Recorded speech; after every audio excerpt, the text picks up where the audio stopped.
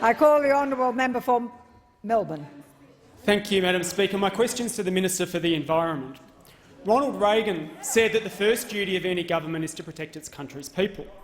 However, since you became minister in September, you have raised the issue of climate change on only 4 occasions in this House. Do you accept that this government has a duty to protect the Australian way of life from the impacts of climate change? And do you accept that you are failing miserably to meet this responsibility?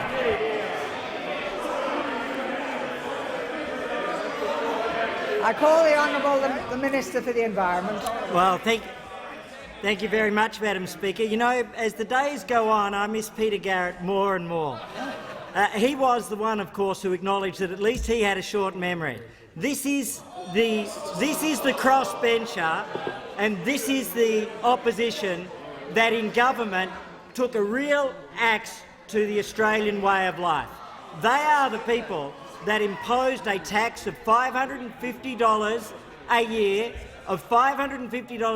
when they went to an election saying they wouldn't. And so if you worry about Australian life, the first thing that you would worry about is truth in government. Truth in government would be a fundamental. And what we heard throughout the course of the last term was a government built on a fundamental deception. As the member for Melbourne would remember, the opposition, when they were in government, went to the election pledging that there would be no carbon tax under the government they led. They pledged there would be no carbon tax. The minister will resume his seat. The member for Melbourne. On a question of relevance, my question was about the use of the term climate change. We're a minute in and the minister still hasn't mentioned climate change. Will you ask him to be relevant to the question? The minister will resume his seat. There is no point of order. It was a very wide-ranging question, full of argument, to be honest. The minister has the call. Thank you very much, Madam Speaker. In terms of the Australian way of life, starting with truth in government, starting with your commitments, starting with the fundamental contract with the Australian people would be an absolute essential for good governance in this country. Now, the member for Melbourne struck a compact which caused the government of the day to breach their fundamental pact with the Australian people. And you know the worst thing about it? Apart from the fact that it was a $550 tax, apart from the fact that it was an increase in electricity prices, apart from the fact that it was an increase in gas prices, it didn't do the job on climate change.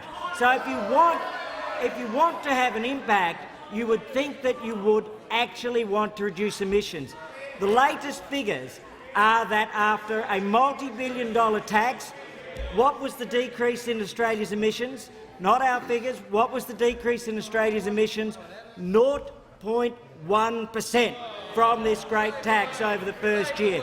0.1%. So a multi-billion-dollar tax with a $550 a year impact on Australian families, which came at the cost of the fundamental compact between Australian families, Australian pensioners, Australian voters and the government of the day.